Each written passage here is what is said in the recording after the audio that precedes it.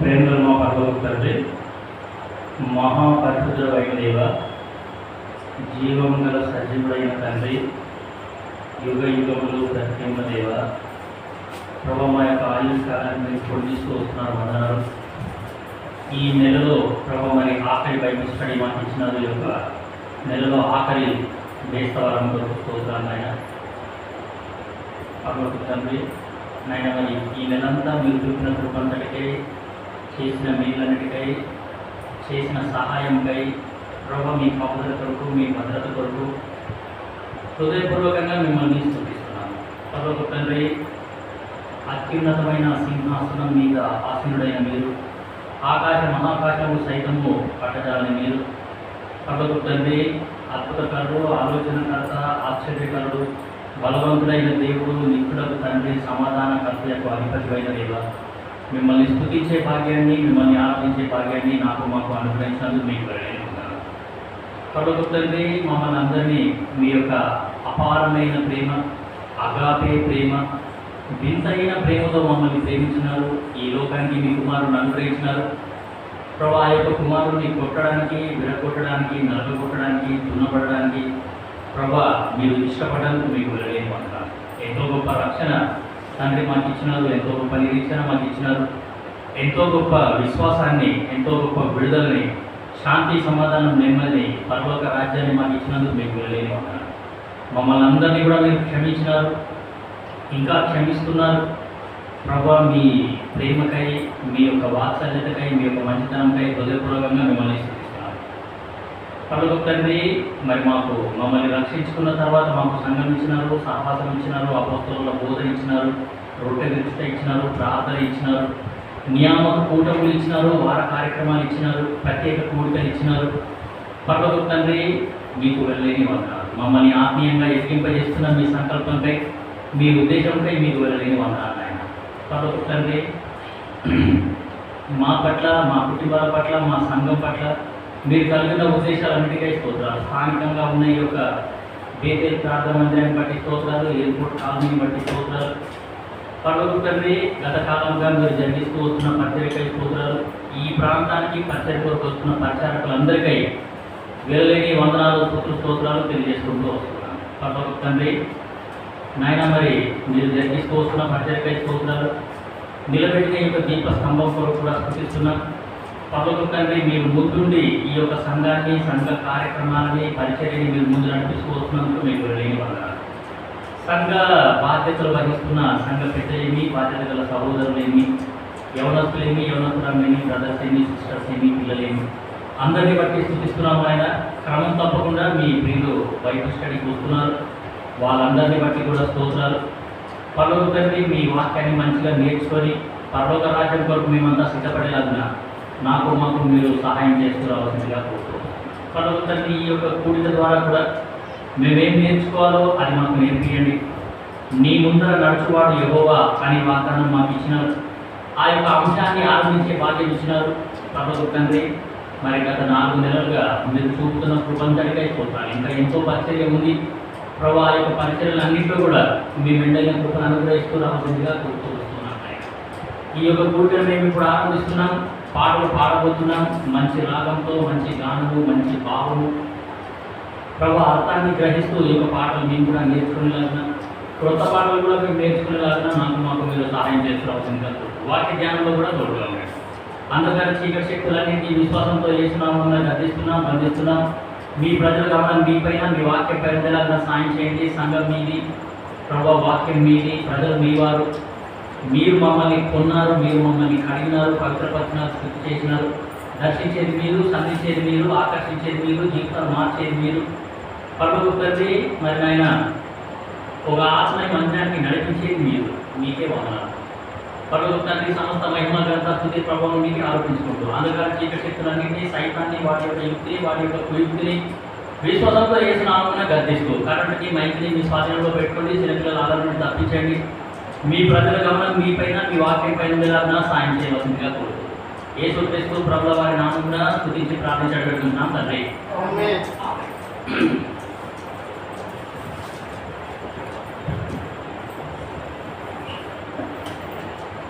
సరే, youth camp సాంస్కృతిక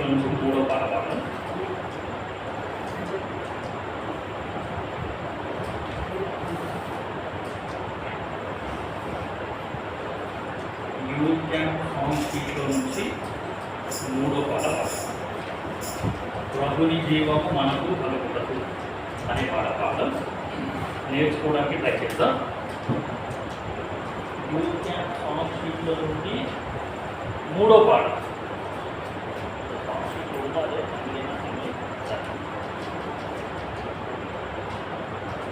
youth camp song షీట్లో నుండి మనం 3వ పాఠం. ప్రభుని జీవము మనతో కలుగుటకు అది సమృద్ధిగా కలిగించుటకు జీవాధిపతి యేసు లోకమునకు వచ్చెను.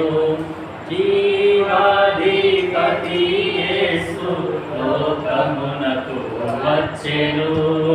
ప్రభుని జీవము మనకు కలుగుటకు పాపముచే మరణించిన మనలను రక్షింపడు. పాపముచే మరణించిన మనలను రక్షింపడు. జీవమయ్యున్న యేసు ప్రభు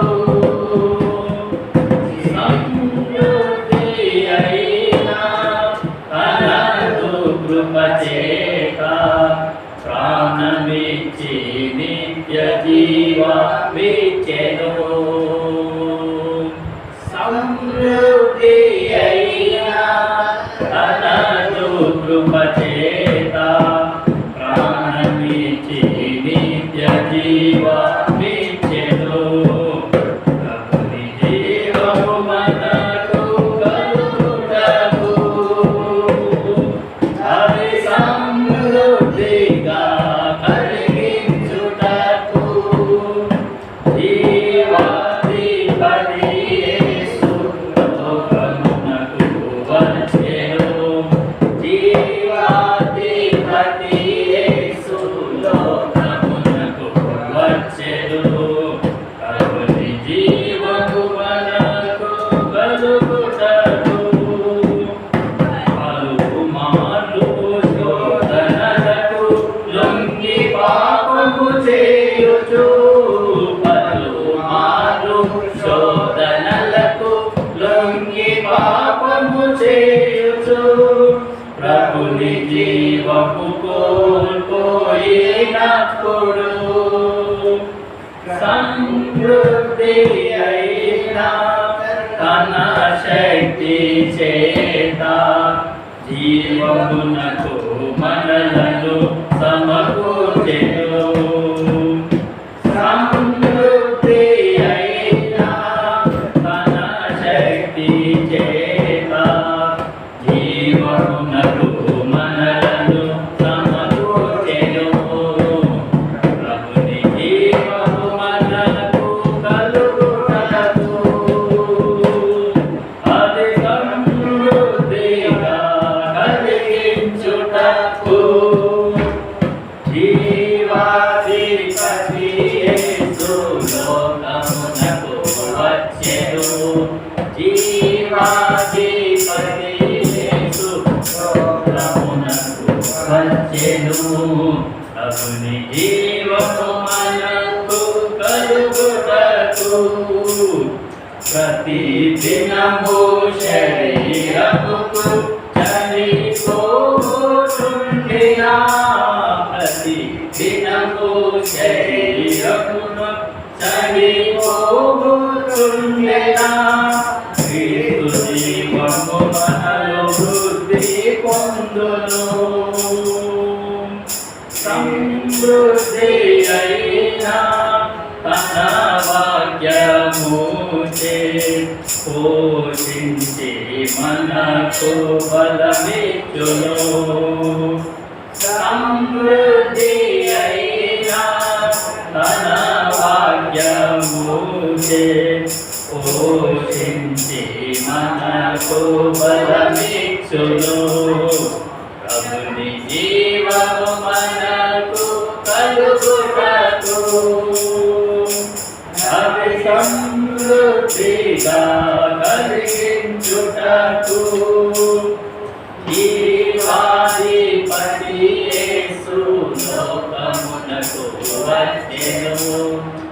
జీవాధిపతి యేసు లోకమునకు వచ్చెను ప్రభుని జీవము మనకు కలుగుటకు ఆత్మీయ జీవితము నందు విశ్వాసమందును ఆత్మీయ జీవితము నందు విశ్వాసమందును జాగ్రత్త కలిగిన ఎడల సమృద్ధి అయిన ప్రవేశము మనకు నిత్య రాజ్యములో తప్పక ఇచ్చును సమృద్ధి అయిన ప్రవేశములు మనకు నిత్య రాజ్యములో తప్పక ఇచ్చును ప్రభుని జీవము మనకు కలుగుటకు అది సమృద్ధిగా కలిగించుటకు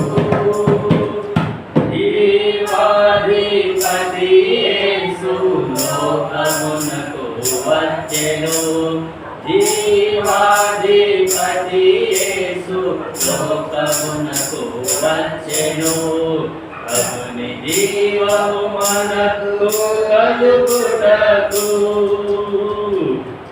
నీ యౌవనమును బట్టి నిన్ను తృణీకరింపనీయకు నీ యౌవనమును బట్టి నిన్ను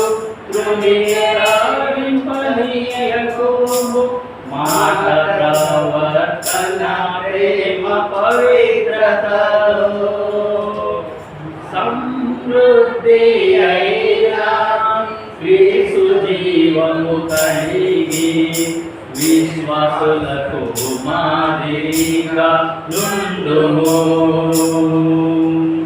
సమృద్ధి అయినా క్రీస్తు జీవము కలిగి విశ్వాసులకు మాదిరిగా నుండుము ప్రభుని జీవము మనకు కలుగుటకు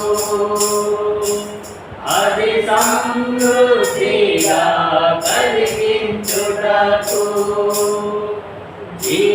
జీవాధిపతి యేసు లోకమునకు వచ్చెను జీవాధిపతి యేసు లోకమునకు వచ్చెను ప్రభుని జీవము మనకు కలుగుటకు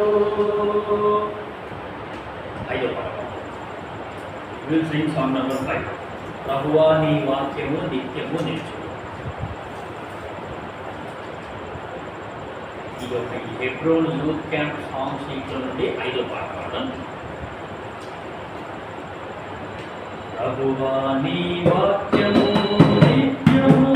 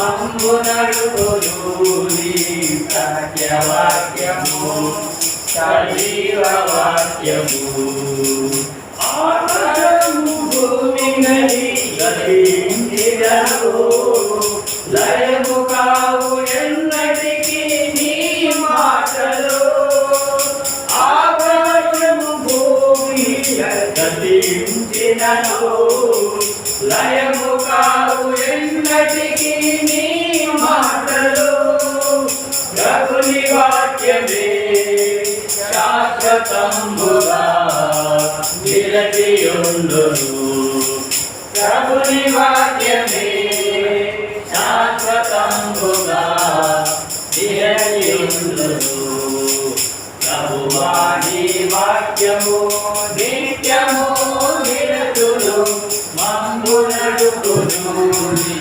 సత్యవాక్యము సజీవ వాక్యము ప్రభువా నీ వాక్యము నిత్యము నిలచును మమ్ము నడుపును నీ సత్యవాక్యము సజీవ వాక్యము లోకము దాని ఆశలు పెంచును ప్రీతులెరుగు వారు జన్మతుగనుందురు లోకము దాని ఆశలు పెంచును ప్రీతులెరుగు వారు శాశ్వతముగనుందురు తన చిత్తములు జరిగించెదరు వాక్య వెలుగులో తన చిత్తములు జరిగించెదరు వాక్య వెలుగులో ప్రభువా నీ వాక్యము నిత్యము నిలచును మమ్ము నడుపును నీ సత్యవాక్యము సజీవ వాక్యము ప్రభువా నీ వాక్యము నిత్యము నిలచును మమ్ము నడుపును నీ సత్యవాక్యము సజీవ వాక్యము గట్టివంటి మనుషులకు భయపడలేదా మిమ్ములను ఓదార్చు వాడను నేనే గట్టివంటి మనుషులకు భయపడలేదా మిమ్ములను ఓదార్చు వాడను నేనే యేసయ్యకు తోడైండియు నడిపించును యేసయ్యకు తోడైండియు నడిపించును ప్రభువా నీ వాక్యము నిత్యము నిలచును మమ్ము నడుపును నీ సత్యవాక్యము సజీవ వాక్యము ప్రభువా నీ వాక్యము నిత్యము నిలచును మమ్ము నడుపును నీ సత్యవాక్యము సజీవ వాక్యము చెట్లు కోరిందే శక్తినిచ్చును అపవాదిని ఎదిరించే ఖడ్గమిచ్చును శత్రువులు ఓడించే శక్తినిచ్చును అపవాదిని ఎదిరించే ఖడ్గమిచ్చును ప్రతిశోధనలు నెమ్మది జీవవాక్యము ప్రతిశోధనలో నెమ్మది జీవవాక్యము ప్రభువా నీ వాక్యము నిత్యము నిలచును మమ్ము నడుపును నీ సత్యవాక్యము సజీవ వాక్యము ప్రభువా నీ వాక్యము నిత్యము నిలచును మమ్ము నడుపును నీ సత్యవాక్యము సజీవ వాక్యము బైబిల్ ఎత్తి సార్వత్రిక సంఘ వాగ్దాన పాలనే మాత్రం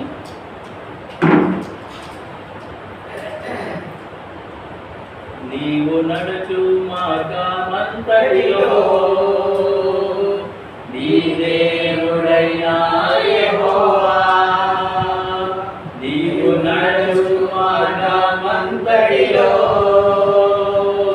నీ దేవుడైన యెహోవా నీకు తోడై యుండును నీకు తోడై యుండును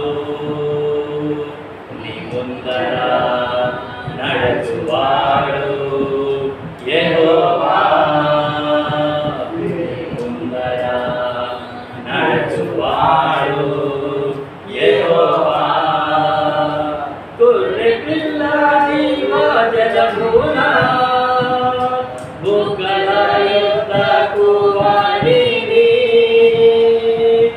నడిపించును గొర్రె పిల్ల జీవజలమున బుగ్గల యుద్ధకు వాడిని నడిపించును. ద్వితీయోపదేశ కాండము 31. ద్వితీయోపదేశ కాండము 31వ అధ్యాయము 8వ వచనాన్ని మనం అందరం కలిసి గట్టిగా బిగ్గరగా ప్రార్థనా పూర్వకంగా అర్థాన్ని గ్రహిస్తూ చదువుదాం. ద్వితీయోపదేశ కాండము 31వ అధ్యాయం మన అంశాన్ని మనం కొనసాగిస్తాం. ద్వితీయోపదేశ కాండము 31:8. నీ ముందర నడుచువాడు యెహోవా ఆయన నీకు తోడైయుండు ఆయన నిన్ను విడవడు నిన్ను ఎడబాయడు భయపడకుము విస్మయమొందకుమని ఇశ్రాయేలీయులందరి యొక్క అతనితో చెప్పెను. చదువుకున్న లేఖన భాగాన్ని దేవుడు మాట్లాడుతున్నారు. సో ఈ యొక్క అంశాన్ని మనం స్టార్ట్ చేసినాము. నీ ముందర నడుచువాడు యెహోవా అనే వాగ్దానాన్ని సార్వత్రిక సంఘ వాగ్దానాన్ని మనం ఆరంభించినాం.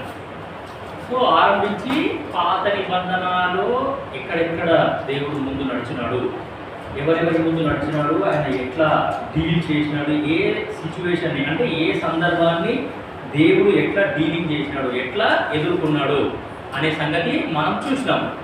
దేవుని ప్రజలు యుద్ధం వచ్చినప్పుడు మీరు యుద్ధంలో ఆ యుద్ధానికి కానీ ఆ యొక్క సైనికులకు కానీ శత్రువుకి కానీ మీరు భయపడాల్సిన అవసరం లేదు. నీ ముందర నడుచువాడు యెహోవా అని చెప్పేసి దేవుడు వాళ్ళ ముందర వాగ్దానం ఇచ్చినాడు, ధైర్యం ఇచ్చినాడు. నేనే ముందు వెళ్తాను, మీరు కానీ ధైర్యంగా ఉండండి అని పాత నిబంధనలో కొన్ని సందర్భాలు మనం చూసాం. దాని తర్వాత నూతన నిబంధనలు కూడా కొన్ని సందర్భాలు మనము చూడడానికి ప్రయత్నం అనేది చేసినాము. సో పోయిన వారము ఇద్దరు గుడ్డి వాళ్ళు, ఆ ఇద్దరు గుడ్డి వాళ్ళని చూసినాము. ఆ గుడ్డి వాళ్ళని యేసుక్రీస్తు ప్రభువు వారు ప్రేమించినాడు.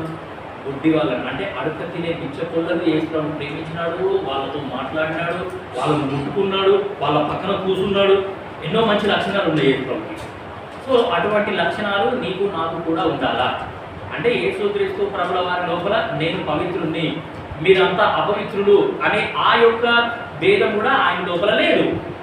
సో ఆయన అవన్నీ ఏమీ పెట్టుకోకుండా భేదాభిప్రాయాలు ఏమి కూడా యేసు లేవు.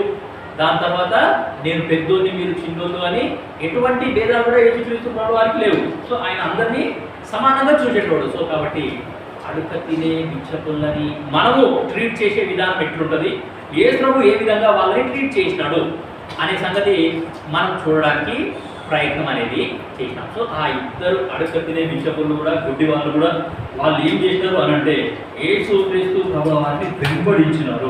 యేసు ప్రభు ఎంత దూరం పోతే అంత దూరం ఆ యొక్క యేసు ప్రభు వెనకాలనే వెళ్ళినారు, యేసు ప్రభు ముందు వెళ్ళినాడు. సో యేసు ప్రభు ఒక ఇంట్లో ప్రవేశించినాడు.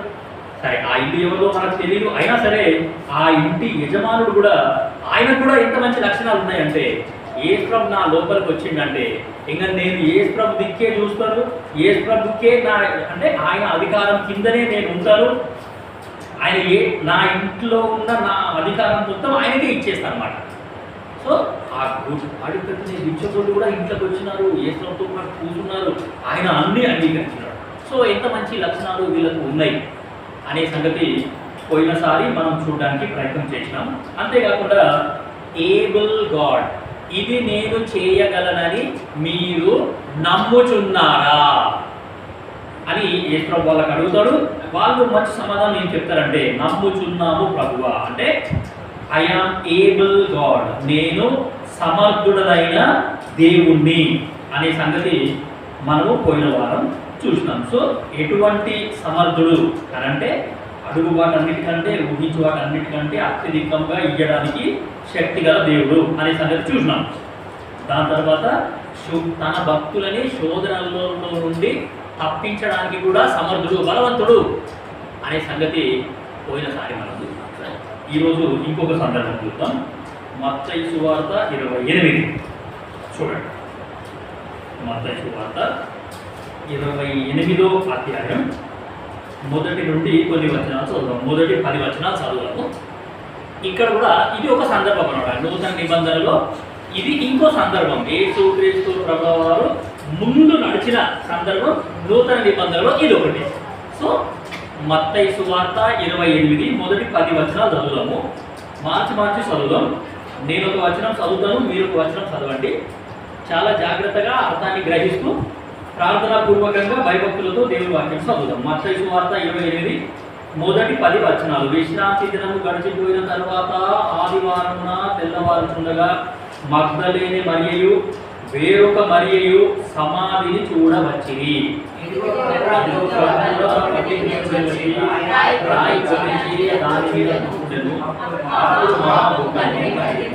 మూడవ వచనం. ఆ దూత స్వరూపము మెరుపు వలె నుండెను, అతని వస్త్రము హిమమంత తెల్లగా ఉండెను.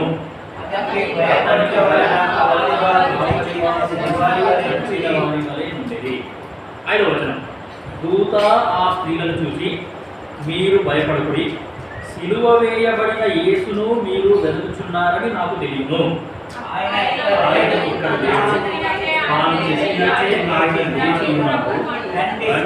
ప్రభు పండుకొనిన స్థలము చూచి. ఏడవ వచనం. త్వరగా వెళ్ళి ఆయన మృతులలో నుండి లేచి ఉన్నాడని ఆయన శిష్యులకు తెలియజేయండి. ఇదిగో ఆయన గలిలయలోనికి మీకు ముందుగా వెళ్ళుచున్నాడు, అక్కడ మీరు ఆయనను చూతురు. ఇదిగో మీతో చెప్పిది నన్ను.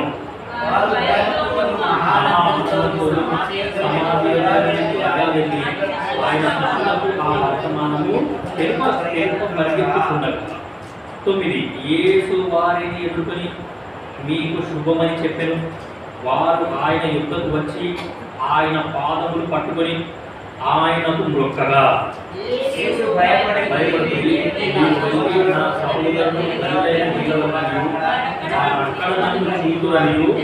వారికి తెలుపుడను. సో ఈ సందర్భంలో మనం ఏం చేస్తున్నాము, ఏం చూస్తున్నాము అంటే 7వ వచనం మనం చదివినాము. 7వ వచనంలో చాలా మంచి మాట ఉంది.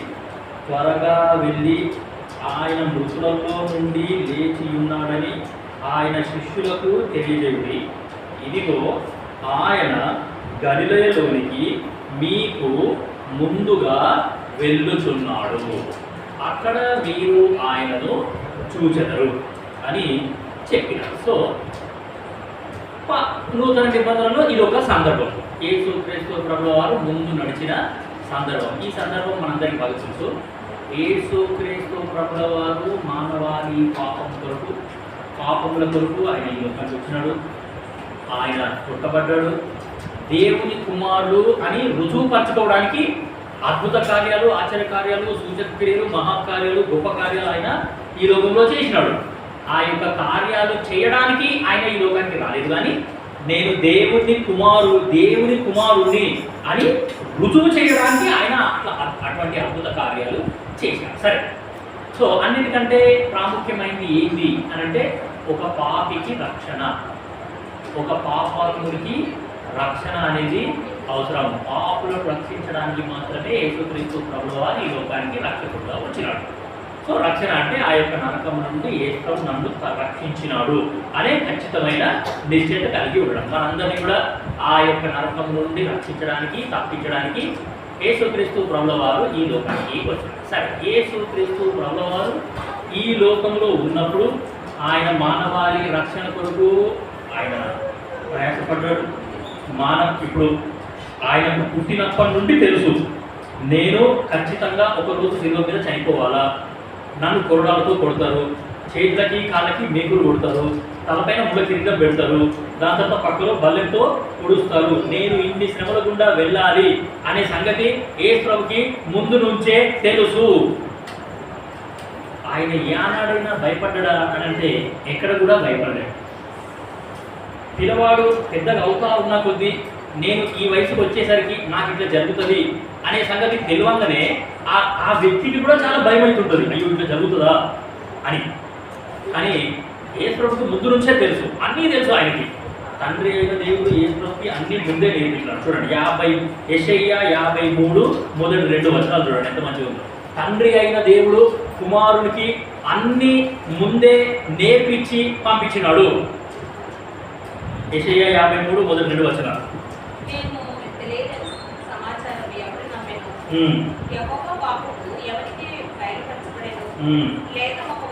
లేత మొక్కవలెను, ఎండిన భూమిలో మొలిచిన మొక్కవలెను అతడు ఆయన ఎదుట పెరిగెను. సో కాబట్టి అతడు అంటే యేసు ప్రభు. సో యేసుక్రీస్తు ప్రభుల వారు తండ్రి ఎదుట పెరిగినాడు అంటే ఆ యొక్క పరలోకపు తండ్రి యేసుక్రీస్తు ప్రభుల వారిని పెంచినాడు. పెంచేటప్పుడే పరలోకపు తండ్రి అన్నీ నేర్పించినాడు ఆ కుమారుడికి. అన్నీ నేర్పించి నువ్వు ఇట్లా తయారవుతావు, ఆయన స్వరూపమైనను సొగసైనను లేనివాడుగా తయారవుతావు, నిన్ను ఈ లోకానికి పంపిస్తున్నాడు. ఈ లోకంలో నీకు ఒక ఏజ్ వచ్చేసరికి నిన్ను కొడతారు, తంతారు, గుద్దుతారు, పొడుస్తారు, నీ ముఖం మీద ఉమ్మేస్తారు, నీ రక్తం మొత్తం కాచాల్సి వస్తుంది. అవన్నీ తెలిసి కూడా యేసుక్రీస్తు ప్రభుల వారు ఈ లోకంలో చాలా ధైర్యంగా బ్రతికినాడు. కాబట్టి యేసు అంటేనే ధైర్యం అన్నమాట. ఎటువంటి పరిస్థితి అయినా సరే మనము ఎదుర్కోగలము, ఎటువంటి పరిస్థితి అయినా సరే ఈ పరిస్థితులని దేవుడు దాటించగలడు అనే ధైర్యం యేసుక్రీస్తు ప్రభుల వారు మనకు ఇస్తాడనమాట. సో కాబట్టి నేనే ఉన్నాను, రేపటి దినాన నేను చనిపోతాను అని నాకు ముందే తెలిస్తే ఆ రేపటి దినం రాకపోతే మంచిగా ఉండు, రాకపోతే మంచిగా ఉండు వచ్చిందంటే అయిపోయి. సో కానీ యేసుక్రీస్తు ప్రభుల వారి ఇంటెన్షన్ ఏంటంటే మానవాళి రక్షణ కొరకు ఆయన ఈ లోకానికి వచ్చినాడు, మానవాళిని రక్షించడానికే ఆయన బ్రతికినాడు. ఆయన గిలాసుడు నీళ్లు తాగినాడు అనంటే అది మన రక్షణ కొరకే. ఆయన పూటకు 4 ముద్దలు తిన్నాడు అనంటే అది మన రక్షణ కొరకే. ఆయన పెరిగినాడు, పెద్దవాడైనాడు, ప్రయోజకుడైనాడు అనంటే అది మన రక్షణ కొరకే అనే సంగతి మనకు అర్థం. సరే యేసుక్రీస్తు ప్రభుల వారు రక్తం కాల్చినాడు, చనిపోయినాడు, సమాధి చేయబడ్డాడు, తిరిగి 3వ దినమున లేచాడు. ఆ లేచిన తరువాత జరిగిన సందర్భాన్ని మనం ఇప్పుడు చదివినాం. సో ఈ యొక్క సందర్భంలో మనకి గలిలయ అనే ప్రాంతం కనబడుతుంది. యేసుక్రీస్తు ప్రభుల వారు పునరుత్థానుడై తిరిగి లేచిన తరువాత ఆయన గలిలయ అనే ప్రాంతానికి ముందు వెళ్తున్నాడు అనే సంగతి మనకి ఇక్కడ అర్థమవుతుంది. అఫ్కోర్స్ మనందరికీ బాగా తెలుసు, యేసుక్రీస్తు ప్రభుల వారు ఈ లోకంలో ఉన్నప్పుడు ఆయన గలిలయ అనే ప్రాంతాన్ని ఎక్కువగా ప్రేమించినాడు. గలిలయ సముద్ర తీరంలోనే ఆయన ఎక్కువగా సంచరించినాడు. ఆ గలిలయ సముద్ర తీరంలోనే ఎక్కువగా వాక్యం బోధించినాడు. సో ఆయన పునరుత్థానుడై లేచిన తరువాత కూడా ఆయన ఏమంటున్నాడు అనంటే ఆయన ముందుగా గలిలయకి వెళ్తున్నాడు. సో ఈ గలిలయ అంటే ఏంటి, ఈ గలిలయలో ఏముంది, ఈ గలిలయ ప్రజలు ఎసుంటోళ్ళు, అసలు యేసు ప్రభు గలిలయని ఎందుకు ప్రేమించినాడు అనే సంగతి కొన్ని సంగతులు మనం చూసుకొని ఈ యొక్క కూడిక ముగించడానికి ప్రయత్నం అనేది చేస్తాము. సో గలిలయ ఇంగ్లీష్లో GALILEE గ్యాలిలీ అంటుంది. GAL గ్యాల్ అంటే బిటర్నెస్ అని అర్థం, చేదు. గలిలయ అంటే పూర్తిగా చేదుతో నిండి ఉన్న ఊరు, లేకపోతే చేదుతో నిండి ఉన్న గ్రామము, లేకపోతే చేదుతో నిండి ఉన్న దేశము అని మనకు అర్థమవుతుంది. సో దాని తర్వాత ఆ మొత్తం పేరు గలిలయ అని మొత్తం పేరుకి అర్థం ఏంటి అంటే వృత్తము, సర్కిల్, వృత్తము సర్కిల్ అని అర్థం. సో మనందరికీ బాగా తెలిసిన సంగతే ఈ యొక్క ఎర్త్ భూమి కూడా గుండ్రంగానే ఉన్నది. సో గలిలయ అంటే గుండ్రంగా ఉంది అని అర్థం. సో గలిలయ అంటే ఈ భూమితో పోల్చొచ్చు. యేసుక్రీస్తు ప్రభువారు గలిలయకు వచ్చినాడు అని అంటే యేసుక్రీస్తు ప్రభువారు ఈ లోకానికి వచ్చినాడు అని అర్థం. యేసుక్రీస్తు ప్రభువారు గలిలయలో సంచరించినాడు అని అంటే యేసుక్రీస్తు ప్రభువారు ఈ లోకంలో సంచరించినాడు అని అర్థం. సో లోకం ఏ విధంగా అయితే గుండ్రంగా ఉందో గలిలయ కూడా అట్లనే ఉన్నది. యేసుక్రీస్తు ప్రభువారు గలిలయని ప్రేమించినాడు అని అంటే యేసుక్రీస్తు ప్రభువారు ఈ లోకాన్ని ప్రేమించినాడు అని అర్థం. సో గలిలయ అంటే బిటర్నెస్, చేదు. సో చేదుతో నిండి ఉన్న ఈ లోకాన్ని యేసుక్రీస్తు ప్రభువారు ప్రేమించినాడు. సో చేదుతో నిండి ఉన్న అంటే ఈ యొక్క పాపముతో నిండి ఉన్న ఈ యొక్క లోకాన్ని యేసుక్రీస్తు ప్రభువారు ప్రేమించినాడు అని అర్థం. కొన్ని వచనాలు చదవండి. యోహాను సువార్త 4వ అధ్యాయం 2వ వచనం తొందరగా చదవండి. యోహాను సువార్త 4వ అధ్యాయం 2వ వచనం. యూదయ దేశము విడిచి గలిలయ దేశమునకు తిరిగి వెళ్ళెను. ఆయన యూదయ దేశము, దేశం అనే మాట గమనించండి. యూదయ దేశము విడిచినాడు, దాని తర్వాత గలిలయ దేశమునకు వచ్చినాడు. మార్కు సువార్త 6:21. మార్కు సువార్త 6వ అధ్యాయము 21వ వచనం. తగిన దినం ఒకటి వచ్చెను, తన జనన దినోత్సవమందు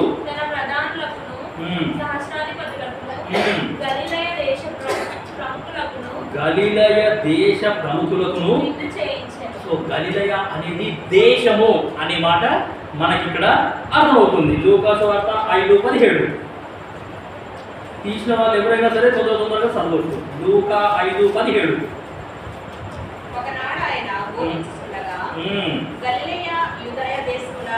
ప్రతి గ్రామము నుండి యెరూషలేము నుండి వచ్చిన పరిసయ్యులను ధర్మశాస్త్ర ఉపదేశకులను కూర్చుని ఉండగా ఆయన స్వస్థపరిచినట్లు ప్రభు శక్తి ఆయనకు ఉండేది. సో గలిలయ దేశం నుండి కూడా వచ్చినారంట, యూదయ దేశం నుండి కూడా వచ్చినారంట. గలిలయ అంటే దేశం, అది చిన్న గ్రామమో లేకపోతే చిన్న ఊరో కాదు. గలిలయ అనేది దేశము అనే మాట మనకు అక్కడ అర్థమవుతుంది. లూకా 23:5 చూడండి, ఎంత మంచిగా ఉందో చూడండి. లూకా 23:5.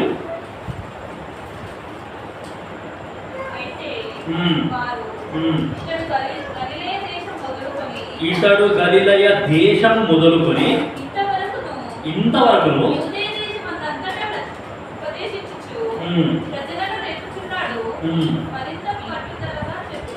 సో గలిలయ దేశము మొదలుకొని యూదయ దేశం అంతా కూడా ఈయన వాక్యం ప్రకటిస్తూ ప్రజలను రేపుతున్నాడు, ప్రజలను మారుస్తున్నాడు అని ఇక్కడ రాయబడ్డది. సో ఈ వచనాలన్నింటిలో, ఈ 4 వచనాలలో మనకు అర్థమయ్యింది ఏంది అని అంటే గలిలయ అనేది ఒక చిన్న ఊరు కాదు, అది దేశం. గలిలయ అనేది దేశం. ఈ దేశం అనేది అంటే గలిలయ అనే పేరుకు అర్థం ఏం చూసినాము అని అంటే వృత్తము, సర్కిల్. దేశము అంటే ప్రపంచము అని అనుకోండి, లేకపోతే భూమి అని అనుకోండి. సో యేసుక్రీస్తు ప్రభువారు ఇప్పుడు చదివిన వచనాలన్నింటిలో ఆయన గలిలయ దేశంలో సంచరించెను అంటే ఈ లోకంలో యేసుక్రీస్తు ప్రభువారు సంచరించినాడు అని అర్థం. ఆయన గలిలయ దేశంలో వాక్యం బోధించినాడు అని అంటే ఈ లోకంలో యేసుక్రీస్తు ప్రభువారు వాక్యం బోధించినాడు అని అర్థమవుతుంది. సో బిటర్నెస్, చేదు అని అన్నాం. సో చేదుతో నిండి ఉన్న లోకానికి యేసుక్రీస్తు ప్రభువారు ఆయన యొక్క మాధుర్యాన్ని ఇవ్వడానికి వచ్చినాడు. ఆయన యొక్క ప్రేమని రుచి చూపించడానికి ఈ లోకానికి రక్షకుడుగా ఆయన వచ్చినాడు. ఇప్పుడు ఇంకా కొన్ని వచనాలు చదవండి. యోహాను సువార్త 2వ అధ్యాయము 1వ వచనం. గలిలయ దేశంలో ఏముందో చూడండి. 3వ దినమున గలిలయలోని కానా అను ఊరిలో ఒక వివాహము జరిగెను. యేసు తల్లి అక్కడ ఉండెను. యేసును ఆయన శిష్యులను ఆ వివాహమునకు పిలువబడి. ఇక్కడ మన సందర్భానికి కావాల్సిన మాట ఏంటి అంటే గలిలయ దేశంలో మళ్ళీ ఒక ఊరు ఉందంట. ఏంటి ఆ ఊరు అంటే కానా అనే ఊరు. సార్ గలిలయ దేశం, గలిలయ అనేది దేశము. ఆ యొక్క దేశంలో మళ్ళీ ఒక ఊరు ఉంది. ఏంటి ఆ ఊరు అంటే కానా. కానా అనే ఊరికి యేసుక్రీస్తు ప్రభువు వారు వచ్చినారు. 2:11 అక్కడే యోహాను సువార్త 2:11 వచనం. గలిలయలోని కానాలో యేసు ఈ మొదటి సూచక క్రియను చేసి తన మహిమను బయలుపరచెను. అందువలన ఆయన శిష్యులు ఆయన యందు విశ్వాసం ఉంది. సో యేసుక్రీస్తు ప్రభువు వారు గలిలయ అనే దేశాన్ని చేదుతో నిండి ఉన్న ఈ లోకాన్ని ప్రేమించినాడు. దాని తర్వాత ఇప్పుడు చూసినాం ఆ యొక్క చేదుతో ఉండి ఉన్న లోకంలో ఒక ప్రాంతం ఉందంట. ఆ ప్రాంతం పేరు ఏంటి అంటే కానా. కానా అనే పేరు అర్థం ఏంటి అంటే జెలసీ, అసూయ అని. ఏం సార్? అసూయతో నిండి ఉన్న ప్రాంతానికి యేసుక్రీస్తు ప్రభువు వారు వచ్చినారు. సో అసూయతో నిండి ఉన్న ప్రాంతానికి నాకేమనిపిస్తుంది అంటే బహుశా యేసు ప్రభు ఎవరు కూడా పిలవలేరేమో. అందుకే ఆ మొదటి వచనంలో మంచి మాట రాయబడ్డది. యేసును ఆయన తల్లియు ఆ యొక్క వివాహమునకు పిలువబడిరి. అసూయతో నిండి ఉన్న ప్రజలు యేసు ప్రభు ఎందుకు పిలుస్తారండి? అందుకే యేసుక్రీస్తు ప్రభువు వారు ఆ యొక్క వివాహానికి పిలువబడ్డారు. సో ప్రజలంతా అసూయతో నిండి ఉన్నారు. ఆ ప్రజల దగ్గరికి నేను ఎందుకు వెళ్ళాలి అని కూడా యేసుక్రీస్తు ప్రభువు వారు అనుకోకుండా మనకు ఆహ్వానం వచ్చింది, మనం వెళ్తాం అని చెప్పేసి ఎంతమంది అయితే యేసుక్రీస్తు ప్రభువు వారిని ఆహ్వానించినారో వాళ్ళందరి దగ్గరికి యేసుక్రీస్తు ప్రభువు వారు వెళ్ళినాడు అనే సంగతి మనకి ఇక్కడ అర్థమవుతుంది. సో ఎందుకు దేవుడు ముందు నడుస్తున్నాడు అని అంటే ఆయన అద్భుత కార్యాలు చేయడానికి, ఆశ్చర్య కార్యాలు చేయడానికి, అంతేకాకుండా ఆయన మహిమని మనకు చూపించడానికి యేసుక్రీస్తు ప్రభువు వారు మనకు ముందుగా వెళ్తున్నాడు అనే సంగతి మనకి ఇక్కడ అర్థమవుతుంది. యేసు గలిలయలోని కానాలో ఈ మొదటి సూచక క్రియ చేసి ఆయన యొక్క మహిమను బయలుపరిచెను. ఆ యొక్క మొదటి సూచక క్రియ జరిగిన వెంటనే ఈయన ఏంది ఇంత అద్భుతం చేసినాడు, మామూలుగా ఉన్న నీళ్ళనే యేసుక్రీస్తు ప్రభువు వారు ద్రాక్షరసంగా మార్చేసినాడు. ఆ యొక్క నీళ్ళది రంగు మారింది, ఆ యొక్క నీళ్ళది రుచి మారింది. దాని తర్వాత ఆ యొక్క నీళ్ళను భుజించడం ద్వారా ఆ యొక్క వారి ప్రజల యొక్క సంతోషం పరిపూర్ణమైంది. దాని తర్వాత ఆ యొక్క విందులో అక్కర అనేది తీర్చబడ్డది. చాలా విషయాలు అక్కడ జరిగినాయి. సో యేసుక్రీస్తు ప్రభువు వారు ఎందుకు మనకు ముందుగా నడుస్తున్నాడు, ఎందుకు ఆయన గలిలయకి ముందుగా వెళ్ళినాడు అనంటే, నువ్వు అసహ్యంతో నిండి ఉన్నా సరే, నువ్వు యేసుక్రీస్తు ప్రభువు వారిని అసహించుకున్నా సరే, యేసుక్రీస్తు ప్రభువు వారు మాత్రం నీ దగ్గరికి రావడానికి ఇష్టపడుతున్నాడు అనే సంగతి మనకి ఇక్కడ అర్థమవుతుంది. 4:46 యోహాను సువార్త. యోహాను సువార్త 4:46 వచనం.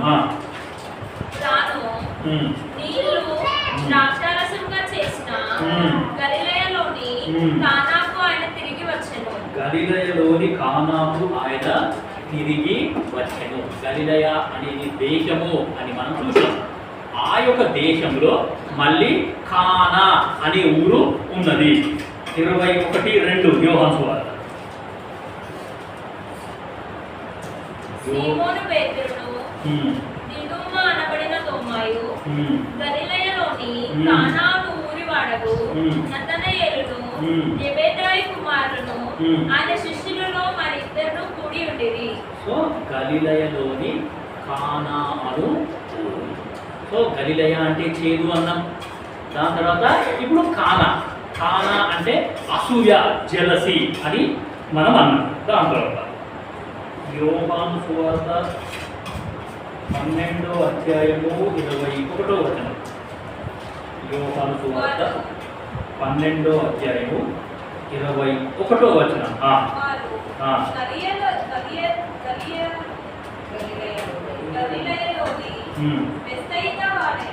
గలిలయలోని బేత్సైదా వాడైన పిలుపునొద్దకు వచ్చి, అయ్యా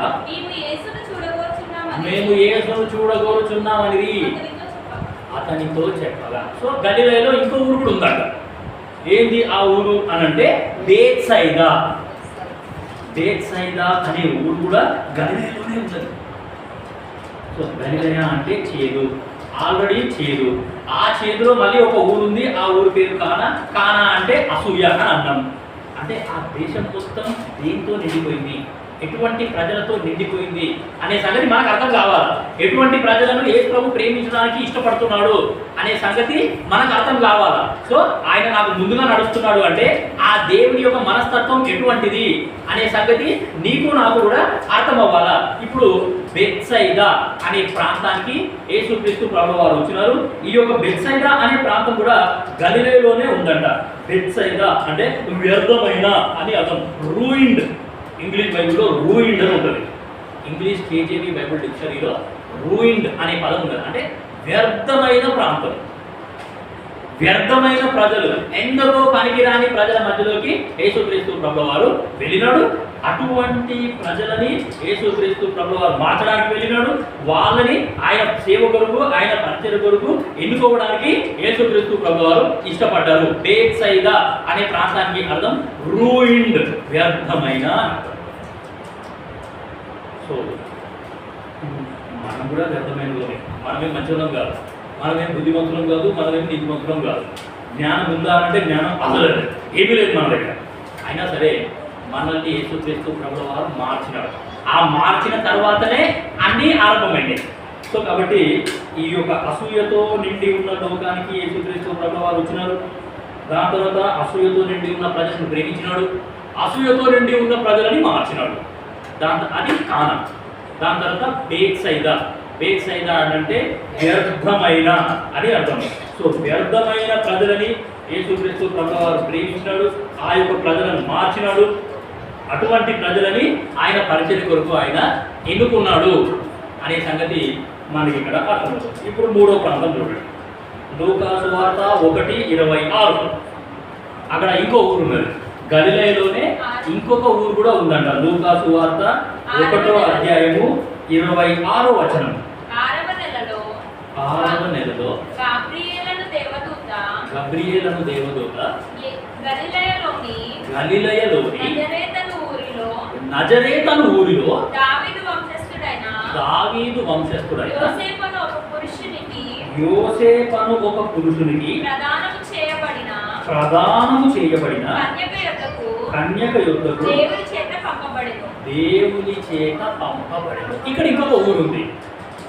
గలిలయలోనే ఇంకొక ఊరు. గలిలయలో ఇంకొక ఊరు ఏంటి అని అంటే నజరేతు. ఇంకో వచనం చదవండి. 2:5. లూకా సువార్త 2:5.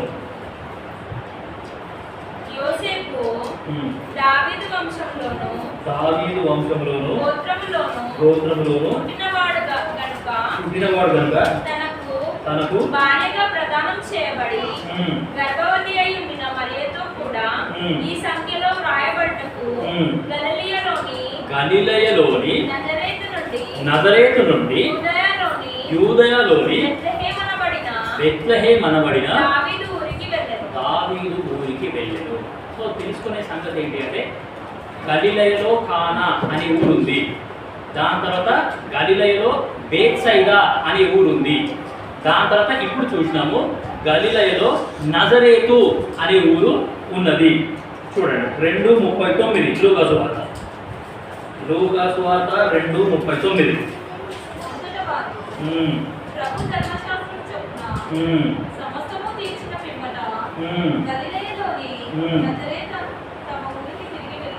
గలిలయలోని నజరేతను తమ ఊరికి తిరిగి వెళ్ళిరి. సో గలిలయలో నజరేతు అనే ఊరు ఉన్నది. ఇంకో వచనంలో దొరికింది. మత్తయి సువార్త 2:23. చూడండి. మత్తయి సువార్త 2:23.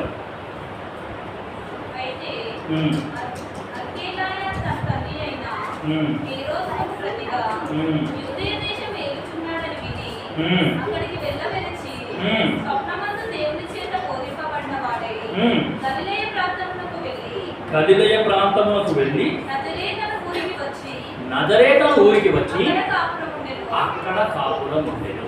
సో గలిలయలో నజరేతు అనే ఊరు ఉన్నది. సో నజరేతు అనే పేరుకు అర్థం ఏంటి అని అంటే ప్రతిష్ఠింపబడ్డ, లేకపోతే వ్రతము చేయబడ్డ. మనకు అర్థమయ్యే భాషలో చెప్పాలంటే ప్రత్యేకింపబడ్డ అని అర్థం. గలిలయ అంటే చేదు అన్నం, కానా అంటే అసూయ అన్నాం. దాని తర్వాత బేత్సైదా అంటే వ్యర్థమైన అని అన్నాం. చేదుతో నిండి ఉన్న హృదయాన్ని, అసూయతో నిండి ఉన్న హృదయాన్ని, వ్యర్థమైన హృదయాన్ని యేసుక్రీస్తు ప్రభువు వారు కోరుకున్నాడు, ఎన్నుకున్నాడు. అటువంటి ప్రజలని దేవుడు ఏం చేసినాడంటే ఈ లోకం నుండి ప్రత్యేకపరిచినాడు. నజరేతు అనుభవంలోనికి నిన్ను నన్ను తీసుకొని వచ్చినాడు అనే సంగతి మనకి ఇక్కడ అర్థమవుతుంది. సో నేను జీవితాలు మార్చేవాడిని, నేను హృదయాలు మార్చేవాడిని, నేను ఏమి అంటే ఈ యొక్క మార్పులోనికి తీసుకొని వచ్చేవాడిని అనే సంగతి మనకు ఇది అర్థమవుతుంది. సో నువ్వు నేను కూడా నజరేతు అనే అనుభవంలోనికి వచ్చిన మనందరినీ యేసుక్రీస్తు ప్రభువు వారు నజరేతు అనే అనుభవంలోనికి తీసుకొని వచ్చినాడు. లోకంలో నుండి మనల్ని ప్రత్యేకపరిచి, లోకంలో నుండి మనల్ని బయటికి తీసుకొని వచ్చి, లోకంలో నుండి మనల్ని వేరు చేసినాడు. సో ప్రత్యేకమైన జీవితం జీవించాలి అని చెప్పేసి ఈ దేవుడు ఏం చేసినాడంటే మనందరినీ ఒక పక్కకి తీసుకొని వచ్చినాడు. సో ఇకపై నుండి ఈ యొక్క లోకంతో మనకు పని లేకుండా ఈ యొక్క దేవుడు మనల్ని ప్రత్యేకపరిచినాడు. సో మన ఆలోచనలు ప్రత్యేకంగా ఉన్నాయి, మన ఉద్దేశములు ప్రత్యేకంగా ఉన్నాయి, మనం చేసే పని ప్రత్యేకంగా ఉన్నది. దాని తర్వాత మన దృష్టి, మన గురి, మన గమ్యం కూడా ఇప్పుడు ప్రత్యేకంగానే ఉన్నాయి. అంతకు ముందులాగా నాకు అసూయ లేదు, అంతకు ముందులాగా నేను వ్యర్థమైన పనులు చేయట్లేదు, నా సమయాన్ని నేను వ్యర్థం చేసుకోవట్లేదు, అంతకు ముందులాగా నా లోపల చేదు అనేది అసలు లేనే లేదు. సో ఈ దేవుడు ఏం చేసినాడు అని అంటే మనందరినీ ప్రత్యేకపరిచినాడు అనే సంగతి మనకి ఇక్కడ అర్థమవుతుంది. సో గలిలయ అనేది దేశము అనే సంగతి మనం చూసినాం. ఆ యొక్క దేశంలో కానా అనే ఊరు ఉంది. దాని తర్వాత ఆ యొక్క దేశంలో బేత్సైదా అనే ఊరు ఉన్నది. ఆ యొక్క దేశంలో నజరేతు అనే ఊరు ఉన్నది. కాబట్టి గలిలయ ప్రాంతంలోనే యేసుక్రీస్తు ప్రభువు వారు మొట్టమొదటి సూచక్రియ చేసినాడు. సో అటువంటి అసూయతో నిండి ఉన్న హృదయంలో కూడా యేసుక్రీస్తు ప్రభువు వారు చేసే అద్భుత కార్యం ఏంటి అంటే మార్పు తీసుకొని వచ్చుట. ఆ నీళ్లు ద్రాక్షారసంగా మారడం అని అంటేనే అక్కడే మనకు అర్థమవుతుంది యేసు ప్రభు మనల్ని మార్చే దేవుడు అని. సో మన లోపల మార్పు తీసుకొని రావడానికే ఆయన ఈ లోకానికి వచ్చాడు. 3 ప్రాంతాలు చూసినాం కదా, ఇప్పుడు ఇంకొకటి చూడండి. యెహోషువ 20వ అధ్యాయం 7వ వచనం. యెహోషువ 20వ అధ్యాయం 7వ వచనం.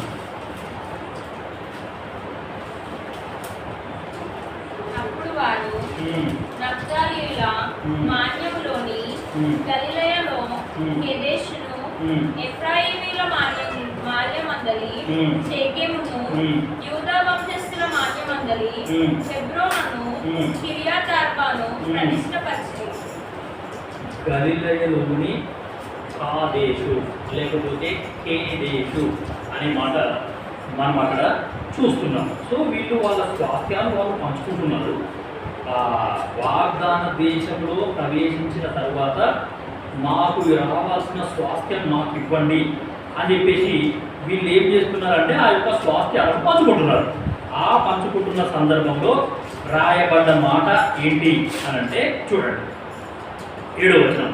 అప్పుడు వారు నఫ్తాలీయుల మన్యములోని గలిలయలో కేదేశును. సో గలిలయలో కేదేశు అనే సంగతి మనకి ఇక్కడ అర్థమవుతుంది. సో గలిలయలో కాదేశు లేకపోతే కేదేశు అనే ఊరు కూడా ఉన్నది. సో ఈ యొక్క కేదేశు అంటే ఏంటి అని అంటే దేవుని మందిరము అని అర్థం.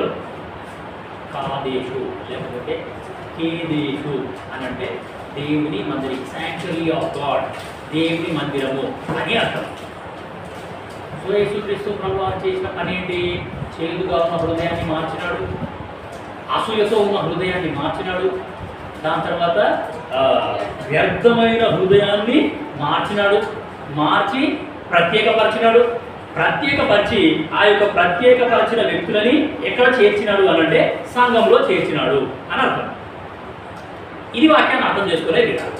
సో గలిలయలోని కేదేశు 21:32 అక్కడే యెహోషువ 21:32. నఫ్తాలి గోత్రికుల నుండి 3 పట్టణములను అనగా నరహంతకుని కొరకు ఆశ్రయ పట్టణమగు మ్మ్. గలిలయలోని మ్మ్. కెదెషును మ్మ్. దాని పొలములను హమోతోతును దాని పొలములను కర్తాను దాని పొలములను ఇచ్చింది. సో కాబట్టి గలిలయలో కాదేశు అనే ప్రాంతం కూడా ఉన్నది. సో ఈ యొక్క కాదేశు అంటే దేవుని మందిరం అని అర్థం. మనందరినీ ఈ లోకంలో నుండి ప్రత్యేకించిన తర్వాత యేసుక్రీస్తు ప్రభువారు చేసిన పని ఏంటి అనంటే మనందరినీ దేవుని ఆయన మందిరంలోనికి, ఆయన ఇంట్లోకి మనల్ని తీసుకొని వచ్చి ఈ యొక్క ఇంట్లో దేవుడు మనల్ని ఆత్మీయ విషయాలన్నీ కూడా మనకు నేర్పిస్తున్నాడు అనే సంగతి మనకి ఇక్కడ అర్థమవుతుంది. ఒకటి చూసినాము గలిలయలో కానా ఉన్నది, దాని తర్వాత రెండోది చూసినాము గలిలయలో బేత్సైదా ఉన్నది, మూడోది చూసినాము గలిలయలో నజరేతు ఉన్నది, దాని తర్వాత ఇప్పుడు నాలుగోది చూసినాము గలిలయలో కేదేశు అనే ప్రాంతం ఉన్నది. ఇంకోటి కూడా ఉన్నది లోకా సువార్త 4:31 తొలిచేశారు. లోక 4:31 చూడండి ఎంత మంది ఉందో చూడండి దేవుని వాక్యం. అప్పుడు ఆయన గలిలయలోని కపెర్నహూము పట్టణమునకు వచ్చి విశ్రాంతి దినమున వారికి బోధించుచుండెను. సో అప్పుడు ఆయన గలిలయలోని కపెర్నహూమునకు వచ్చి విశ్రాంతి దినమున బోధించుచుండెను. సో కపెర్నహూము అనే పేరుతో అర్థం ఏంటి అని అంటే కంఫర్ట్, ఆదరణ అని. ఏం సార్ కపెర్నహూము అనే పేరుతో అంటే ఊరికి ఆ యొక్క పేరుకి అర్థం ఏంటి అంటే కంఫర్ట్, ఆదరణ, లేకపోతే నెమ్మది అని కూడా చెప్పవచ్చు. సో కాబట్టి యేసుక్రీస్తు ప్రభుల వారు నీ జీవితంలో నా జీవితంలో చేసిన మేలు ఏంటి అని అంటే మనందరినీ కూడా ఆయన ఆదరిస్తున్నాడు, మనందరినీ కూడా ఆయన ఓదారుస్తున్నాడు. ఒకటి తల్లి వాణిని ఆదరించినట్టు నేను మిమ్మల్ని ఆదరించెదను అనే మాట మనందరికీ బాగా తెలుసు. దాని తర్వాత యెరూషలేములోనే మీరు ఆదరింపబడతారు. ఎందుకు మన అందరినీ యేసుక్రీస్తు ప్రభుల వారు ప్రత్యేకపరిచి ఆయన మందిరంలోకి తీసుకొని వచ్చినాడంటే ఆయన మందిరంలోనే నీకు నాకు ఆదరణ అనేది ఉన్నది, ఆయన మందిరంలోనే నీకు నాకు ఓదార్పు అనేది ఉన్నది. మనందరినీ ఓదార్చడానికి, మనందరినీ ఆదరించడానికి యేసుక్రీస్తు ప్రభుల వారు ఆయన యొక్క మందిరంలోకి మనల్ని చేర్చినాడు అనే సంగతి మనకి ఇక్కడ అర్థమవుతుంది. ఇప్పుడు కొన్ని వచనాలు పాత నిబంధనల నుండి చదవండి. పాత నిబంధనలో గలిలయ అనే ప్రాంతాన్ని ఎట్లా వివరించినారో చూడండి. 9:1 యెషయా 9:1 యెషయా 9వ అధ్యాయం 1వ వచనం. వేదన పొందిన దేశం మీద వేదన పొందిన దేశము మబ్బు నిలవలేదు. పూర్వకాలమున ఆయన జెబూలూను దేశమునకు నఫ్తాలి దేశమును అవమానపరిచెను. అంత్యకాలమున ఆయన సముద్ర ప్రాంతమును అనగా యోర్దాను అద్దరిని అన్యజనుల గలిలయ ప్రదేశమును మహిమగల దానిగా చేయించున్నాడు. నేను చదువుతాను. యెషయా 9వ అధ్యాయము 1వ వచనం. ఆయనను వేదన పొందిన దేశము మీద మబ్బు నిలవలేదు. పూర్వకాలమున ఆయన జెబూలూను దేశమును నఫ్తాలి దేశమును అవమానపరచెను.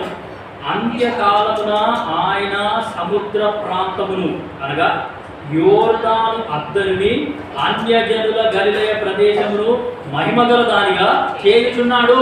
ఇది వాగ్దానం, ఇది ప్రవచనం. అన్యజనులు నివసించే గలిలయ దేశముని ఆయన ఏం చేస్తున్నాడు అనంటే మహిమగల దానిగా చేస్తున్నాడు. అందుకే యేసుక్రీస్తు ప్రభువారు ఈ లోకానికి వచ్చినాడు. సముద్ర ప్రాంతంలో ఉంటది, సముద్ర ప్రాంతంలో యోర్దాను నది ఒడ్డున ఈ యొక్క గలిలయ ప్రాంతం ఉంటది. ఆ ప్రాంతానికి యేసుక్రీస్తు ప్రభువారు వస్తారు. అక్కడ అందరూ అన్యులే ఉంటారు. ఆయనను ప్రేమించేటోడు ఒక్కడు కూడా ఉండడు. అందరూ ఆయనను ద్వేషించే వాళ్ళే ఉన్నారు. సో గలిలయ అంటే ఈ లోకము అని మనం అనుకోవాలి. గలిలయ అంటే సర్కిల్ అన్నాం. సో లోకము, ఈ లోకానికి యేసుక్రీస్తు ప్రభువారు వచ్చినాడు. ఆయన వస్తాడు వస్తాడు వస్తాడు వస్తాడు అని పాత నిబంధన మొత్తం అదే ఉన్నది. సో ఆ యొక్క ప్రవచనాలు నెరవేర్చబడ్డాయి. ఆయన ఈ లోకానికి వచ్చినాడు. లోకంలో ఉన్న ప్రజలు ఎట్లా ఉన్నారు అని అంటే అసూయ చేత నిండిపోయి ఉన్నారు. వ్యర్థమైన ప్రజలు వాళ్ళ యొక్క బ్రతుకులు ఎట్లా ఉన్నాయి అని అంటే చేదుతో నిండి ఉన్నాయి. అటువంటి చేదుతో నిండి ఉన్న ఈ యొక్క దేశానికి యేసుక్రీస్తు ప్రభువు వారు ఈ యొక్క లోకానికి అన్యజనులు నివసిస్తున్న ప్రాంతాన్ని ప్రేమించి ఆయన రక్షకుడిగా ఈ లోకానికి వచ్చినాడు. ఆయన వచ్చుట ద్వారా ఏం జరిగింది అంటే యోర్దాను అద్దరిని అన్యజనుల గలిలయ ప్రదేశమును మహిమగల దానిగా చేయుచున్నాడు. ఈ యొక్క లోకానికి మహిమను తీసుకొని రావడానికి యేసుక్రీస్తు ప్రభువు వారు ఈ అన్యజనులని ప్రేమించినాడు. 2వ వచనం చూడండి ఎంత మంచిగా 9:2. చీకటిలో నడుచు జనులు గొప్ప వెలుగును చూస్తున్నారు. మరణ ఛాయ గల దేశ నివాసుల మీద వెలుగు ప్రకాశించును. చీకటిలో నడుచుచున్న జనం, ఈ లోకంలో ఉన్న జనం ఎలాంటి వాళ్ళు అంటే మనమంతా చీకటిలో నడుచుతున్న జనము. ఈ యొక్క చీకటిలో నుండి మనకు వెలుగు ఇవ్వడానికి ఆ యొక్క వెలుగై ఉన్న యేసుక్రీస్తు ప్రభువు వారు ఈ లోకానికి వచ్చినాడు. సో చీకటిలో ఉన్న వ్యక్తిని ఆ యొక్క అంధకారంలో నుండి బయటికి తీసుకొని రావడానికి ఆయన వెలుగుగా ఈ లోకానికి వచ్చినాడు అనే సంగతి మనందరికీ అర్థమవుతుంది. సో చీకటిలో ఉన్నప్పుడు మనం ఒక క్యాండిల్ని ముట్టించినాం అనుకోండి, ఆ క్యాండిల్ నిదానంగా ఏ విధంగా అయితే అది కరిగిపోయినా సరే అది కరిగిపోతున్న ఇతరులందరికీ వెలిగిస్తూ ఉంటుంది. సో అదే విధంగా యేసుక్రీస్తు ప్రభువు వారు నీ జీవితంలో నా జీవితంలో చేసిన అద్భుతం కూడా అదే. ఆయన కరిగిపోయినాడు, ఆయన తగ్గినాడు, ఆయన జీవితాన్ని వదులుకున్నాడు. ఆయన రక్తం అనేది నిదానంగా కారుతూనే పోయింది. ఆయన యొక్క లోపల బలమంతా ఉడికిపోతూ ఉన్నది.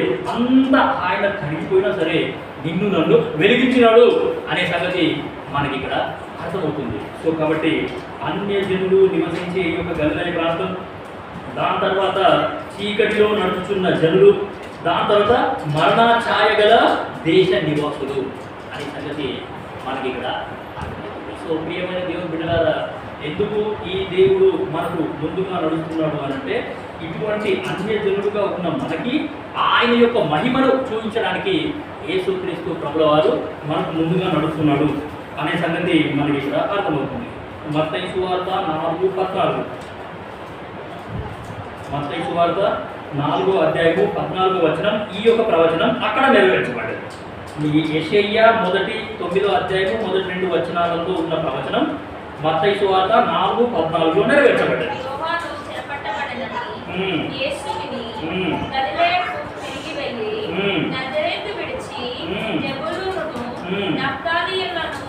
దేశముల ప్రాంతములలో సముద్ర తీరమందలి కపెర్నహూమునకు వచ్చి కాపురం ఉండెను.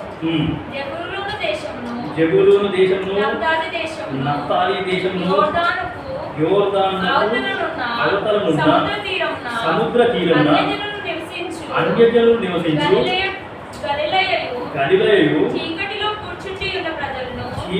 కూర్చుండి ఉన్న ప్రజలను గొప్ప వెలుగును చూచి మరణ ప్రదేశంలోను మరణ ఛాయలోను కూర్చుండి ఉన్న వారికి వెలుగు ఉదయించెను అని ప్రవక్త అయిన యెషయా ద్వారా పలకబడినది నెరవేరినట్లు ఈలాగు జరిగేను. సో కాబట్టి గొప్ప వెలుగు చూసినారట. ఎక్కడో తెలియని వెలుగు. దేవదూతలు వచ్చినారు, యేసుక్రీస్తు ప్రభువు వారు పుట్టినారు, ఎంతో గొప్ప వెలుగు వచ్చింది. దేవదూతలు యేసు ప్రభువును ఆరాధన చేస్తున్నారు. ప్రజలంతా గొప్ప వెలుగు చూసినారు. ఆ యొక్క కాపర్లంతా వెళ్ళి ఏంది ఈ వెలుగు అని వాళ్ళు భయపడ్డారు. కాబట్టి యేసుక్రీస్తు ప్రభువు వారు ఈ లోకానికి వచ్చడం ద్వారా మనందరి ఆత్మీయ జీవితాలు అనేవి వెలిగింపబడ్డాయి. ఒకప్పుడు మనము ఈ యొక్క గలిలయ అనే అనుభవంలో ఉన్నాం. చేదుగా మన హృదయంలో నిండిపోయి ఉన్నాం. అలాంటి మనకి యేసుక్రీస్తు ప్రభువు వారు చేసిన మీరేంటి అంటే ఇటువంటి అద్భుతమైన వెలుగుని దేవుడు నీకు నాకు ఇచ్చినాడు. సో మనం చదివిన లేఖన భాగం యోహాను సువార్త 2:1-11. గలిలయలోనే ఆయన మొట్టమొదటి అద్భుతం అనేది చేసినాడు.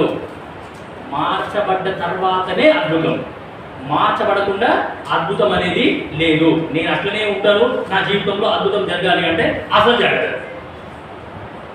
మార్చబడ్డ తర్వాతనే నీ లోపల మార్పు వచ్చిన తర్వాతనే అద్భుతం అనేది జరుగుతుంది, లేకపోతే అద్భుతం అనేది అసలు జరగదు. దాని తర్వాత యోహాను సువార్త 4వ అధ్యాయము 47 నుండి 54 వరకు అక్కడ కానా అనే ఊర్లో మళ్ళీ రెండో అద్భుతం చేస్తారు యేసులో.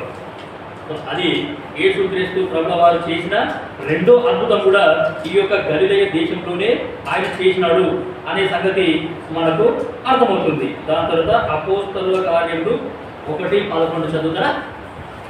చాలా మంచి మాట.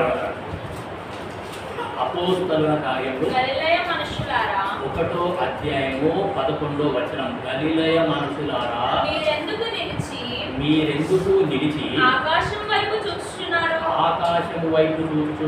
మీ యొద్ద నుండి పరలోకమునకు అంటే గలిలయ నుండి యేసుక్రీస్తు ప్రభుల వారు పరలోకానికి వెళ్ళిపోయినాడు. చేర్చుకొనబడిన ఈ యేసే ఏ రీతిలో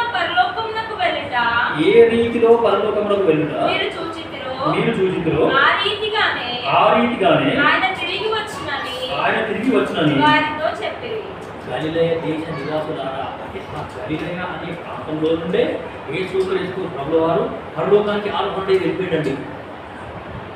ఎంత అద్భుతమైన ప్రజలు వీళ్ళు, ఎంత అద్భుతమైన ప్రజలను మనము. ఆ యొక్క మహిమని వాళ్ళు అద్భుతంగా చూస్తారు. అప్పుడు ఆయన పరలోకాన్ని కళ్ళారా చూస్తుండగానే యేసుక్రీస్తు ప్రభుల వారు సజీవుగా అందరికీ కనబరుచుకున్న తర్వాత అందరూ చూస్తుండగానే పరలోక రాజ్యానికి వెళ్ళిపోయినాడు ఆయన. ప్రజలందరూ చూస్తున్నారు, గలిలయ ప్రజలంతా చూస్తున్నారు. అంటే పైన ఏదో రాజ్యం ఉంది, ఏదో నిత్యమైన రాజ్యం ఉంది, పరలోక రాజ్యం ఉంది, ఆ రాజ్యానికి నేను వెళ్ళాలి అని చెప్పేసి వాళ్ళ యొక్క హృదయాలు అనేవి ఎంతో సంతోషంతో, ఎంతో ఆనందంతో, ఎంతో గొప్ప నిరీక్షణతో నిండిపోయాయి. ఆ రోజు అంటే మేఘం వచ్చి యేసుక్రీస్తు ప్రభువాన్ని కప్పేసింది. దాని తర్వాత దేవదూతలు వచ్చి మాట్లాడినారు, మీరు ఎందుకు ఇట్లా చూస్తున్నారు? ఏ విధంగా అయితే యేసుక్రీస్తు ప్రభుల వారు కొనిపోబడ్డాడో అదే విధంగా ఆయన మరలా ఈ లోకానికి రాబోతున్నాడు. ఎంతో గొప్ప నిరీక్షణ. నిత్యమైన రాజ్యం, సజీవమైన రాజ్యం, సజీవుడు ఉండే ప్రాంతం ఒకటి ఉన్నది అనే సంగతి మనకి ఇక్కడ అర్థమవుతుంది. నిజంగా ఆనాడు ఆ చూసిన ప్రజలు నిజంగా ఎంత ధన్యులు. వాళ్ళు కళ్ళారా చూసి యేసుక్రీస్తు ప్రభుల వారు అట్లా పరలోకానికి వెళ్ళిపోగా వాళ్ళు చూసినారు. సో బైబిల్ గ్రంథంలో రాయబడ్డ మాట ఏంటి అంటే, చూసి నమ్మినోడి కంటే చూడకుండా నమ్మినోడు ధన్యుడు. మనం ఇంకా వాళ్ళకంటే ధన్యుడు. అపోస్తలుల కార్యములు 9:31 ఈ యొక్క మాట చూస్తాం. అపోస్తలుల కార్యములు 9వ అధ్యాయము 31వ వచనం. కావున యూదాయ, గలిలయ, సమరయ దేశముల యందంతటా సంఘము క్షేమాభివృద్ధి నొందుచు సమాధానం కలిగి ఉండెను. మరియు కావున యూదయ, గలిలయ, సమరయ దేశములంతటా సంఘము క్షేమాభివృద్ధి నొందుచు. సో దీన్ని బట్టి మనకు అర్థమయ్యేది ఏంటి అంటే, మొట్టమొదట సంఘం ఎక్కడ కట్టబడ్డది అని అంటే ఆ యొక్క గలిలయ ప్రాంతంలోనే కట్టబడ్డది. గలిలయ ప్రజల ద్వారానే ఈ యొక్క సంఘం అనేది కట్టబడ్డది అనే సంగతి మనకి ఇక్కడ అర్థమవుతుంది. సో యూదయ దేశము, గలిలయ దేశము, తర్వాత సమరయ దేశం, ఈ మూడు కలిపితే ఒకప్పుడు ఇజ్రాయెల్. ఈ మూడు కలిపితే ఒకప్పుడు ఇజ్రాయెల్. సో బైబిల్ కాలంలో ఒకప్పుడు ఇజ్రాయెల్, ఈ మూడు సరే. ఏది ఏమైనా సంఘము అనే ఈ యొక్క దేవుని ఆలయంలో దేవుడు మనల్ని చేర్చాడు. సో సంఘము అంటే చర్చ్ అని ఇంగ్లీష్లో అంటాం కదా, ఆ చర్చ్ అనే పదం అనేది ఇక్లీషియా అనే పదం నుండి వచ్చింది. ఇక్లీషియా అనే గ్రీక్ పదం నుండి ఈ యొక్క చర్చ్ అనే పదం వచ్చిందన్నమాట. ఇక్లీషియా అనే పేరు అర్థం ఏంటి అంటే కాల్డ్ అవుట్, వెలుపలికి వచ్చిన వాళ్ళు, బయటికి వచ్చిన వాళ్ళు, లేకపోతే రక్షింపబడ్డ వాళ్ళు అని అర్థం. Separated people, called out people, లోకములో నుండి ప్రత్యేకింపబడ్డ ప్రజలు అని అర్థం. కాల్డ్ అవుట్, ఇక్లీషియా అంటే కాల్డ్ అవుట్. సంఘము అంటే ఎవరు అంటే వీళ్ళంతా ప్రత్యేకింపబడ్డ ప్రజలు. మనమంతా కూడా ప్రత్యేకింపబడ్డ ప్రజలను అనే సంగతి మనకు అర్థం. సో ఈరోజు చూసిన సంగతి ఏంటి అని అంటే, యేసుక్రీస్తు ప్రభుల వారు మనకు ముందుగా నడుస్తూ ఆయన యొక్క మహిమని మనకు చూపిస్తున్నాడు అనే సంగతి మనము చూసినాం. సో చీకటిలో కూర్చున్న ప్రజలు ఆ యొక్క గలిలయ ప్రాంతాన్ని యేసుక్రీస్తు ప్రభుల వారు ప్రేమించినాడు అనే సంగతి మనకు అర్థమవుతుంది. సో గలిలయలో 5 ప్రాంతాలు చూసినాం. ఇవి కాకుండా ఇంకా 20 ప్రాంతాలు ఉన్నాయి గలిలయలోనే. సరేనా? చూద్దాం. దేవుని చిత్తం అయితే మళ్ళీ ఎప్పుడైనా చూడడానికి ప్రయత్నం చేస్తాం. దేవుడి వాక్యం దీవించులాగా మోకరించండి, ప్రార్థించండి.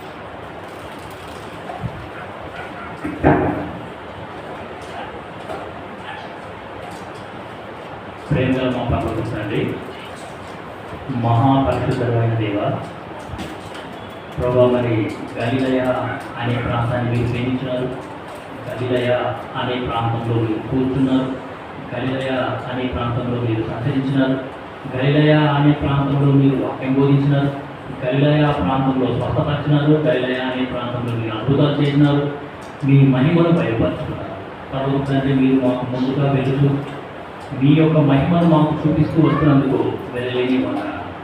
గలిలయలో కానా ఉన్నది, గలిలయలో బేత్సైదా ఉన్నది, గలిలయలో కపెర్నహూము ఉన్నది, గలిలయలో నజరేతు ఉన్నది, గలిలయలో కాదేశు అనే ప్రాంతం ఉన్నది. ఈ యొక్క ప్రాంతాలకు ఉన్న ఆత్మీయ అర్థాలని మాకు తెలియజేసినందుకు స్తోత్రాలు. విన్న మీ ప్రజలకి కూడా స్తోత్రాలు. ఈ యొక్క వాక్యాన్ని మీ ప్రజలు మర్చిపోకుండా దయచేసి సహాయం చేయండి, కరుణించండి ప్రభా. సాతానుడి ఈ వాక్యాన్ని ఎత్తుకోకుండా కరుణించండి. మా యొక్క సహవాసాన్ని ఇంకా దీవించండి ప్రభా. మరి మీరు అక్కడ ఆలస్యమైతే మీరు మరలా కలుసుకునేలాగా సహాయపడండి. వచ్చిన మీ ప్రియులందరికీ స్తోత్రాలు. వారి వారి అక్కర్కులది ప్రతి వారిని వారి అక్కర్లు మీరే తీర్చవలసిందిగా కోరుతున్నాం. ప్రభుత్వాన్ని, సంఘాన్ని, సంఘ పరిచయాన్ని మీ దగ్గర హస్తాలకు అప్పగిస్తున్నాం. మా ఈ సహవాసాన్ని ఇంకా దీవిస్తారని నమ్మి స్థుతిస్తూ వెళ్తున్న మీ దీవెన ఆశీర్వాదంతో పంపవలసిందిగా కోరుతున్నాం. యేసుక్రీస్తు ప్రభుల వారి నామమున స్తుతించి ప్రార్థించడం పెడుతున్నాం తండ్రి. ఆమేన్. మన తండ్రి అయిన దేవుని ప్రేమ, యేసుక్రీస్తు ప్రభుల వారి యొక్క కృప, పరిశుద్ధాత్మ యొక్క సహవాసం ఇప్పుడు ఎల్లప్పుడూ సదాకాలం మనతో ఉండి నడిపించును గాక. ఆమేన్. అందరికీ ప్రేమ. దేవుని చిత్తం అయితే వచ్చే వారం నుండి టాపిక్ చేంజ్ చేస్తాను. ఇదే టాపిక్ కానీ వేరే విధంగా చెప్పడానికి ప్రయత్నం చేస్తాను. మిగతా వాళ్ళకు కూడా చెప్పండి, మిగతా వాళ్ళు కూడా రమ్మని.